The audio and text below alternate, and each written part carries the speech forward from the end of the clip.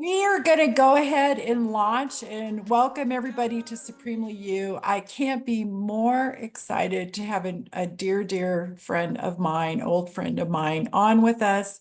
And he's going to be sharing so many of his best practices, and he's just amazing. I got to meet Richard back in 2017. I'm reflecting back, Richard, correct me if I'm wrong. And Richard had come to prior company, and I had the privilege and honor of watching this incredible trajectory of growth. And in his first year, it was Richard's first year in the business, and I'm going to have him introduce himself and talk here in just a second. But his first year in the business, he did 105 units, and he was our rookie of the year.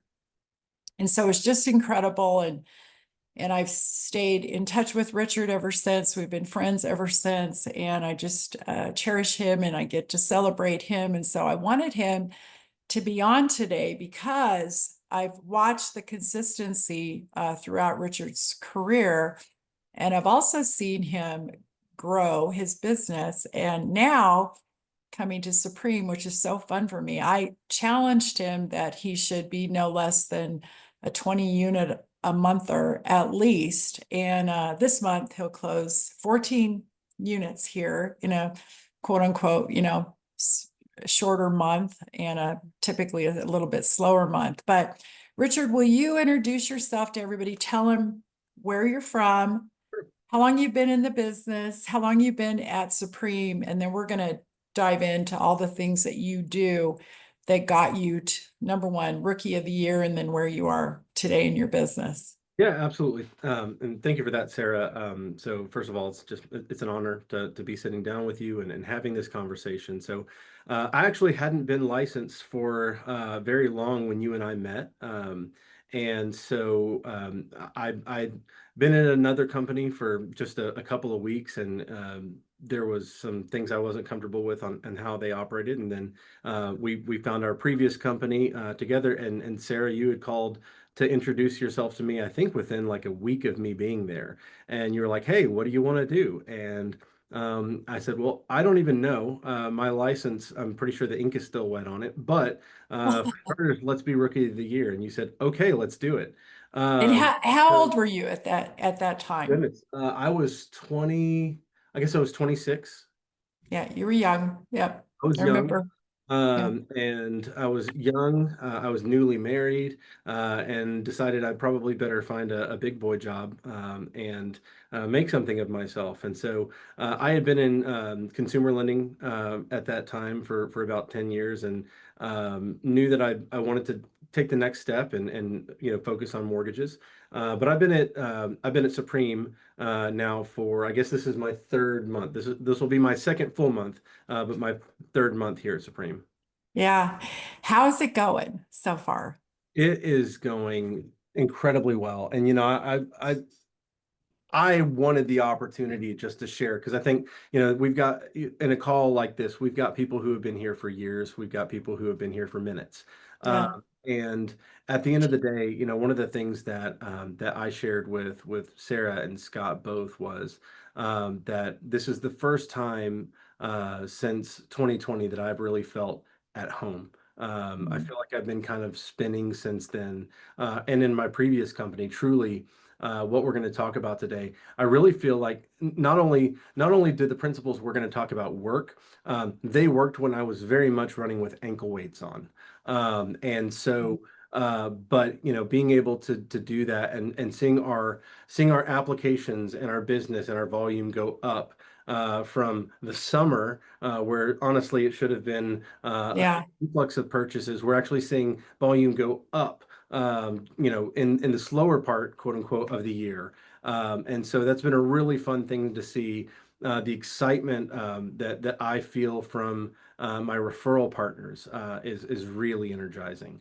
They're not just excited about me and what the team is, but really about Supreme and what we bring to the mix as a company and as an organization.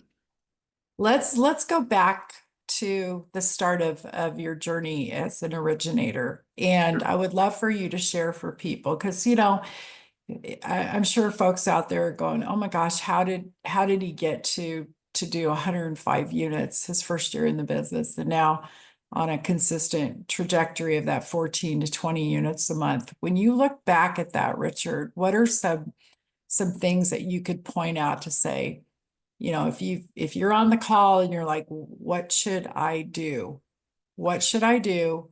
And what's the steps to take? What would you tell them? Sure. So perspective is so important in anything that we do. Um, Yeah. and I had the unique opportunity to spend a lot of time in real estate offices before I had an NMLS number tied to my name. My Mm, wife was a real estate agent for several years, and this was back in the day where agents actually went to the office. And so I got to hang around the office and get to know realtors long before I was, I mean, truly, about a year and a half before I was actually licensed and originating loans. And one of the things that I noticed right away was just the way that realtors spoke about lenders. Um, it was mm, good, and it was very much the same way that we speak about. Sometimes you'll hear lenders say things like loan officers say things like my age, don't call 'em my agents. Very possessive, very mm. commoditized. I heard the same thing from real estate agents where it's I'm using this person or something that felt very transactional. It didn't feel like there was much of a relationship there. And so within a few weeks of being licensed, I got to go to a sales conference where I actually heard this brilliant lady speaking about something that she called the law of reciprocity.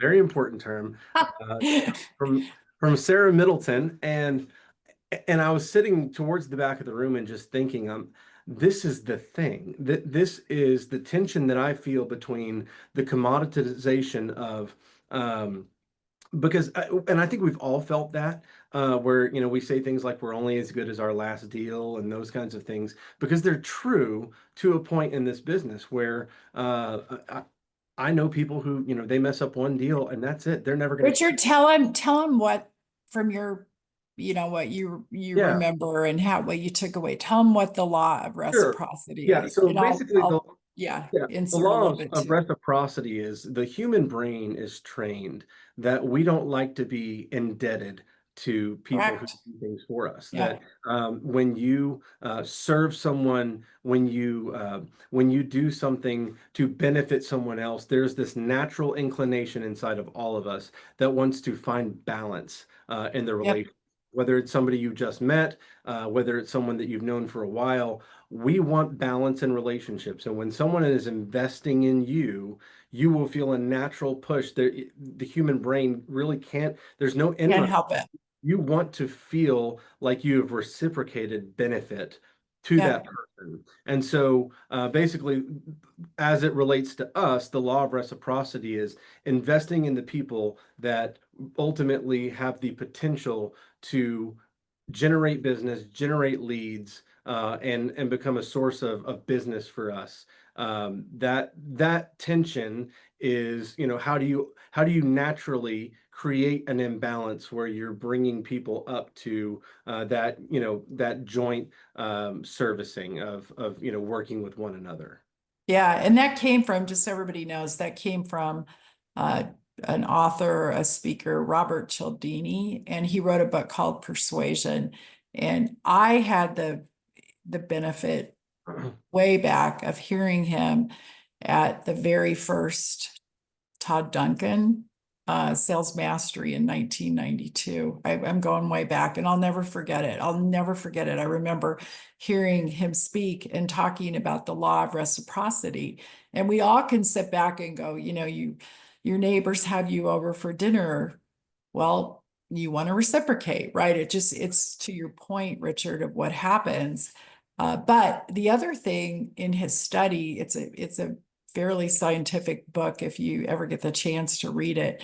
He does talk about that, you have to go into that relationship. And I want you to go into this, Richard, not expecting anything back, meaning you keep giving, That you quid keep pro quo giving, does and not you work. just kind of just keep going. And what happens with that? So maybe you can talk a little bit about how you began to implement that in your Right. work. Well, and I think that, it goes back to, and we talked about this previously, which is, I saw this in so many different facets, which, whether it be the book, The Like Switch, I don't know if you've ever read that. It was Yeah. written by the counterintelligence agent that, proximity and investment in people.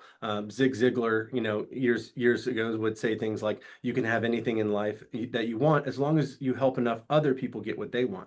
And That's right. so but I think that the common underpinning of all of this, for me, I saw that authenticity was key. That as you're saying that expecting something in return, if that is your driving factor, this does not work. Yeah.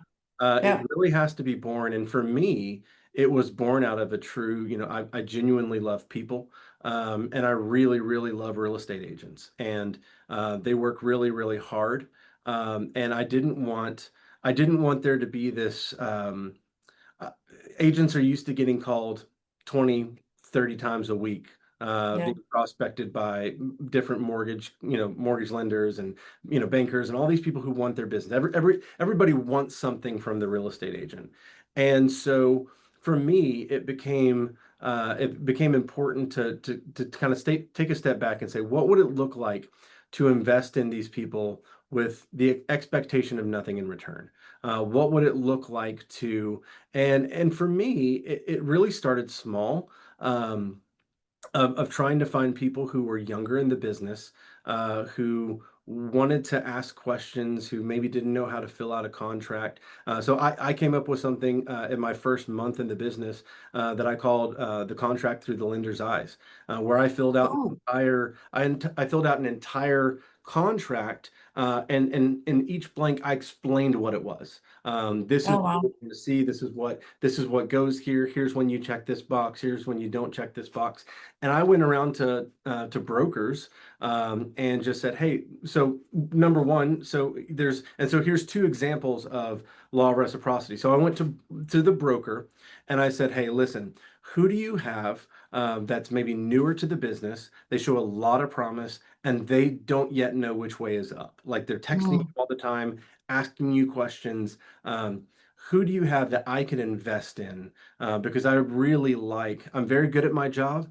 This is what my company does. But at the end of the day, I'd really like someone to pour into. And so I would get these warm transfer leads, quote mm. unquote, of real estate agents that by the time that I called them, I was able to say, and of course, some of this is in parentheses, hey, Mr. or Mrs. Realtor, your broker, the person that you trust and chose to work for, thought that we should talk, because I Mm. have some value for you. And it doesn't, and it wasn't asking for business, but hey, you know what? They said you've been doing really, really well. And I have something that I'd love to drop off to you. And I explained what it is. And I would bring that, and of course, a couple of things from the company, some swag and that kind of, but adding that value to them of, hey, the next time you're writing a contract, you can use this for reference, but also here's my cell phone number. If you're not sure what to put on it, even if it's not a deal that I'm on, just shoot me a text, ask me I'll about help you. Yeah.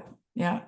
And Huh. That's so literally good. that created a relationship where they immediately felt, hey, this guy's really for me. Yeah. This isn't an act. This isn't fake. This is, because again, I think the there are those things where, like, make a sales call, make a sale. That is true. But what I've found in my own personal experience is it's easy to make a sale once. It's not easy to make a relationship. A sale happens. Ooh, say that again. It's easy to make a sale once quickly. It's not, Yep. it takes time to build a relationship. Yes, it And does. so I Yeah. think that it's kind of like, I use the analogy when I've coached people with trees. You can buy a tree that will be a full-grown tree within 3 years. The lifespan of that tree relatively is extremely short.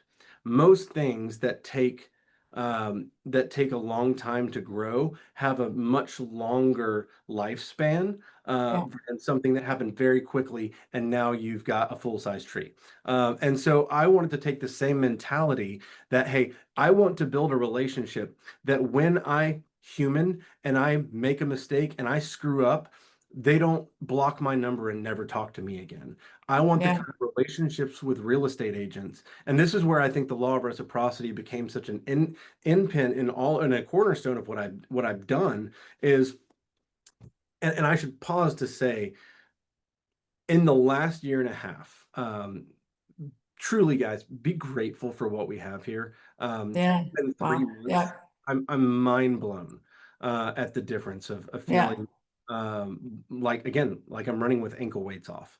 Um, and so, but I've really experienced this firsthand in the ugliest possible way at my previous company, where all we did was make mistakes, all we did was miss closings, all we did was drop the ball, and That crazy. amazingly, most of my Yeah. realtors stuck with me because Yeah. our relationship, instead of being, again, I use the example of being a mile wide and an inch deep. Um, it was important to me that I had legitimate, solid relationships with my real estate agents. That, number one, I was never tempted. I had a close enough relationship. I was never going to be tempted to do an in run around the truth. That I would just tell them like it is, and that carries so much value. In when we're in sales, it's very tempting to want to be creative with the truth. But also that when we make mistakes, and we all make mistakes, that those Own people it. wouldn't walk away and say, "Well, forget that guy, I'm done." Yeah. And I did that truly in a couple of different ways. But one of the most important ones um, that really stood out to me was figuring out, and this was kind of taking that law of reciprocity to the next step, is not every agent has the same set of needs. Not every agent has the same goals and desires. So really sitting down with realtors and saying, "What are you looking for? What are you trying Yeah. to do?" Because I don't know if you know this, but most lenders, when they talk about you, they're talking about you in a possessive um, and commoditized language. I Mm. want to talk to you like a partner that's going to help you get where you want to be. But until I know what that is, I don't know how I can actually And help. you say that to I them when say you that. meet with them. Hey, talk about a little bit, if you don't mind, how you get business today, because agents aren't in the office. Yeah. Everybody's remote. So many agents have gotten out of the business. Will you share how you get business today? Absolutely. So I think one of the most important things, and I stole this from Brian Buffini, who's actually on the real estate agent side. Yeah. So But good. I tell real estate agents that as lenders, we only do three things. We prospect for business, we take applications, and we close active files. Those are the three things that we do. Mm. Here's the problem. If I'm going to be noticeably, distinguishably better than other loan officers, I can't stop taking loan applications because you'll stop sending me leads, and I can't not work files that are in processing that have contracts, because then I don't eat and live indoors. So Right. the only thing I can do to be noticeably better than every other lender that is to not prospect for business. So here's my promise to you, and here's my ask of you. You will never catch me where you're trying to get a hold of me and I'm ducking your call for an hour and a half because I'm cold calling every realtor in town asking for the business. That won't happen. What I'm asking is, as you meet realtors, because realtors meet realtors way more easily than we do, they talk to them all the time. They're constantly showing each other. When you come across a really good realtor, um, could you just share with them how I've been a benefit to you and how I've helped change your business? Mm. How our Yeah. partnership has really And helped. they want to help you. I They mean, if do. you've done a great job, they want to help you. And I think we all, I see this with a lot of loan officers that they're afraid to ask agents to help them. And people want to help people, especially back to law refs. You've helped them, you've given them a lead, you've done whatever Yeah. you've done to take care of them. And they're like, absolutely, Richard, I want to help you. And I would say the vast majority, and I have not, this is one of the numbers I need to be more tenacious with tracking. But I would say, if I were to guess, at least 75% of the new realtors that we have onboarded have been a referral from another real estate agent, not someone I went out and met at an event or something like that. Wow. Wow. asking my real estate agents, would you please help me grow my business if you think I'm worthy of that? But don't go out there and sell me if you don't think that I deserve another real estate. And that's where I think it shows that that drive of, hey, if you ever feel like I'm not answering your calls, closing your deals on time, whatever, don't share me with other realtors. But at the end of the day, I have found that there's a passion Yeah. that my real estate agents feel in partnering with us and our team. And that's not just me. You know that I am obsessed with the term elevator speech. I think Yes. Talk uh, about that for yeah. everybody. So I think Yeah. so. Ultimately, I think that while our attention spans are getting shorter and shorter, most people's sales skills. This is not true for everyone, so don't feel like I'm not trying to get emails and well, I'm a great salesperson, but most people's sales skills is taking them longer and longer to explain their value because we haven't taken the time because of our own distractibility to say, okay, what's really beneficial about working with Richard Yeah. Hoxworth team? And so I've gone out of my way to craft statements that and I track which ones work, which ones Let's don't. hear it. Let's hear it. For Let's instance, hear it. if I'm talking to you for the first time, Sarah, I would tell you point blank, listen, I am very, very proud of my team and what we do, but I want to let you know, when it comes to the Hawksworth team, I'm the least valuable person. When I got into this business, I didn't want to be a solo loan officer with a laptop trying their best. I wanted to have a team. And I wanted to be the dumbest person on that team. And let me tell you, I only get to work on my team because I got here first and my name's on the wall. Rebecca is probably the smartest Yeah. mortgage mind in America that I've ever met. And you'll get to meet her as soon as we get your application in. So when I start sharing with the Yeah. How good person on Rebecca my team, is and your 'cause if I, team. And right, yeah. because if I'm selling me, number one, they want to call me every single time. Number Yep. two, nobody's Yep. surprised. And it's the same thing of why I ask my realtors to sell me rather than calling and selling myself. If I'm selling me, no one's surprised. Of course, I want people to buy the product that is Richard Hoxworth Loan Officer. Yeah. But if Cody Barry goes out and says, you should use this loan officer, he's amazing, that means something because he has no net tangible benefit to anyone else using me other than, hey, I found this pot of gold and I want to share it with you. And so the same thing with me is if I'm constantly tooting my own horn, um, who's surprised? But if I'm talking about how amazing Rebecca is, how great Julianne is, our ops are second to none. Have Yeah. you Googled Supreme Lending? Oh my gosh, our reviews are Yeah. absolutely incredible. So when I'm sharing from a perspective of lifting everyone else up and not focusing just on Richard, it Right. carries a different level of it carries a different level of trust with the person that I'm speaking to. Yeah. And they don't, the other thing I say this to people all the time, they don't want to hear about you. Yeah. I mean, at some point people do, to your point with the law of reciprocity, they want to talk about their needs and how you're going to benefit them. They do. And with the team, like what you just said about Rebecca and Julianne and how spectacularly you guys perform, that's what matters. And it also says a ton about you that you're not talking about yourself. Scott says it all the time, two ears, one mouth, and Yeah. to listen and also to really share the things that are going to help that agent.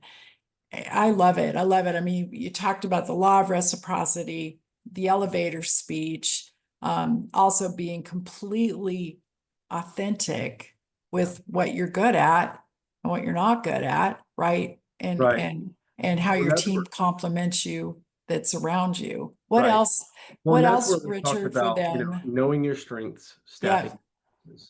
And that is, to me, I think that's one of the things that we all, again, whether you've been here 5 minutes or 5 years, you take a step back and realize that this is a really special place to be. yeah, it Because is. this is one of the only mortgage companies that I know of where you are allowed to truly be who you are in sales. You are allowed to be, because I'll tell you, I believe truly, and listen for the second part of this because I don't want to, again, I don't want any emails. I believe I'm probably one of the best salespeople here. I'm also probably one of the worst loan officers. Just being honest. If we had a 10-03 competition to see who takes the best 10, I bet you I'm in the bottom five. Um, But but you know what I love so much about this conversation is when people are really willing to admit, this is what I'm real like I always say it, and Richard, you've heard me say it for years. I always say I'm not good at much, but I'm really, really good at this business. And I suck at a whole bunch of things. But I know this business and I know how to help people. And that's my heart. That's my elevator speech, as you know, for many, many years, is all I want to do is make your life better. Sounds super sappy, but it's how I feel. right. Yeah, I love Well, it. that that is something that, and I was just talking about a loan officer who's looking at Supreme now, looking to make a change. And one of the things that I think that our culture supports the law of reciprocity. I think that Yeah, what is challenging is when a realtor comes in or a borrower comes in and feels like what they were sold doesn't match the experience, because it's easy to say something on the front end and then the experience doesn't match. And I think that this is where we are uniquely positioned in our company, in our market, that when we sell this bill of goods, whether it be investing in a real estate agent or investing in a prospective client, we have a company that backs that up. And that's so unique, that's so valuable, because their experience is going to be the same, whether they're in processing, underwriting, or closing. The experience will be very synonymous with that initial experience. But I would just tell you, finding those ways that, because I've tried a lot of different things when it comes to generating business, using the law of reciprocity to grow relationships. And I will just tell you, my biggest advice for anybody who's like, okay, I get it, but I'm not sure that I could do that without burning myself out. That is a valid oh, point of you've got to find people and ways to invest in others that doesn't burn you out, that truly gives you energy. For me, I have found that where I shine is one-on-one lunches and texting. If I have to sit here and call and call and call and call all day long, I will eventually get to the point where I just can't pick up the phone anymore. yeah. I have truly, there have been, and Rebecca knows, there have been days where I have had to eat really small because I've got three lunches back to back to back. And because I know that gives me energy and that's where I'm at my best. And so Yeah, I'm the thing that you do. And I will tell you, like for me, I play a game of realtor bingo every single day with myself. I just explain I, that. I keep my remarkable out, and I try at minimum to have 10 personal touches a day with my top 60 real estate That's a agents. great takeaway too, just the follow up. So obviously I'm just recapping law of reciprocity, play to your strengths, make sure you're authentic, and then elevator speech and realtor bingo. How many, because loan officers will say, I don't know how to get business. I'm like, it's a stack game. It is a stack game. And you have to call on people. You do, and I will tell you that for me, when we are, there's always that temptation, and I think that we would be remiss if we didn't talk about this. There's always, until you know your value, and this is something you've really drilled into my head that I've really had to work past in years previous. Until you believe and own your value, until you Yeah, can and that's why the elevator speech, in my opinion, is so important, because so until good. I can truly articulate my value, it's really hard to pick up that phone. It's Yep, really hard to want to get in front of a real estate agent when I don't know what I'm going to say. I don't know why I'm doing this. But I think when you can, number one, know that, hey, by working with me, I can't promise you that every deal is going to close on time. And this is what yeah, every other loan officer is saying. I get it. Here's yeah, what I can tell you. No one will take it more personally that any deal, and here's another one of my elevator speeches. Because my wife was a realtor for several years, she absolutely hated sales, has no business in sales. But here's one thing I did learn. As a lender, it can sometimes feel in better markets like there's just this infinite number of deals out there. And so the temptation from lenders, from loan officers, is to work the easy, low-hanging fruit. But what I learned from being married to a realtor is there is a very finite number of leads, and any deal you have that can close has to close.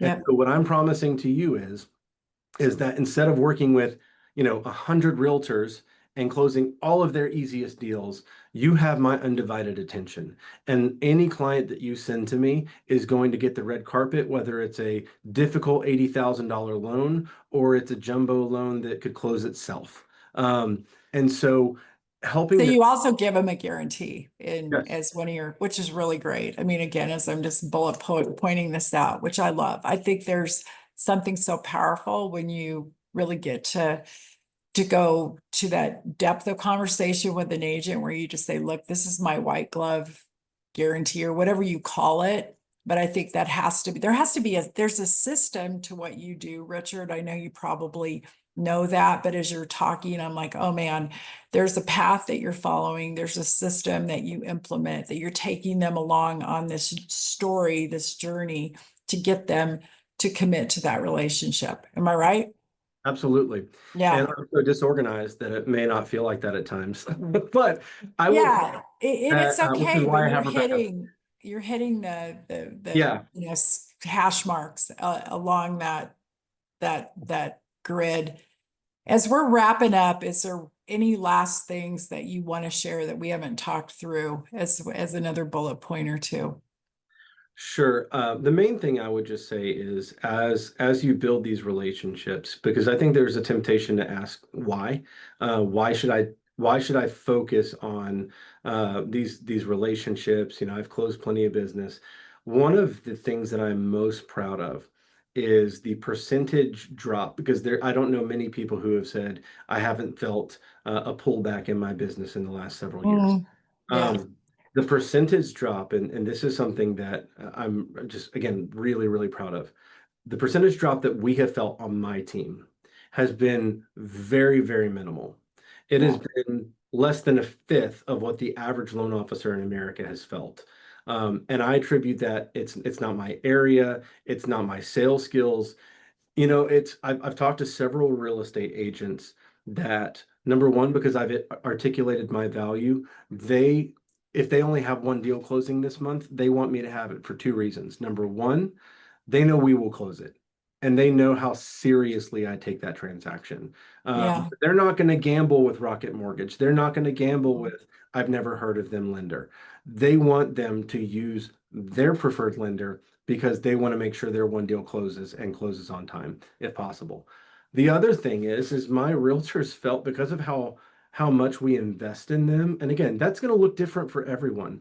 For you, it may be more pop buys and things like that. But however you're investing in those real estate agents and those referral partners, CPAs, whoever it is, when you have built that tension of reciprocity in the relationship, my realtors actually, and I heard this, I wouldn't say this if I didn't hear it at least 10 times. They felt responsible for making sure that their lender was getting enough deals. Hey, I know it's been really slow. I actually just talked to my mother-in-law. wow, She needs to refinance her house because she's on a balloon. So I made sure she called you because I know I haven't been able to send you very many deals. There was a tension around, hey, I yeah, need to get Richard deals because he takes care of me. Um, yeah, and so when I tell people, hey, this is why, it was the fact that when the waters receded, what was left were such core, strong relationships that my realtors truly did feel like they owed it to us to help find us deals, even yeah. if they didn't have it to give. Don't you love that? Yeah, I love, yeah, just, and gosh, I see why you do the business you do. I don't know how anybody, could say no to you. And just again, to recap, the law of reciprocity, that'll change your life. I'm not kidding. The authenticity that you demonstrate all the time. You are who you are, you play to your strengths. You ask for referrals from your realtors, which is so beautiful. You know your elevator speeches. It's not just one, it's your elevator speech, and then your realtor bingo. So stats, you're playing the stat game because you have to, and then that professional and personal guarantee, and then lastly, just again holding up your team. It's a team sport. Everything we do here at Supreme is the team sport, which I absolutely love. It's why I'm I've said this for years, and I'll say it again, is if you're not in love with the place that you work, what are you doing there? Darren Hardy said that. And I said to Scott this morning, or no, I said it to him last night. We were recapping on just, so many great things. And I just said, I'm so happy here. I'm like, and I don't know that, people who've been here for a long time. I'm like, Richard and I got to keep reminding them, like, this is really special. It's really, really special. And so, for everybody out there in the Supreme world that supports us, thank you. Thank you for everything you're doing. And thank you, Richard, for just being such a gem. And I can't say, how much I appreciate you and how you live your life, and how, like you said, when the waters receded, your business, it didn't stop, because we've kept in touch, and I've just always been amazed. Your numbers stayed really consistent, and now they're doubling. It's So time to grow again. Yep. yeah. All right. Thank you guys so much for showing up for Supremely You. And Richard, thank you again. You're a treasure. So, all right. We'll see you next time. And we appreciate everybody being on today, and go out there and do that lot. Just give, man. Givers get, and you just never know when it's going to come back. Right. So thank you. Thanks, Sarah.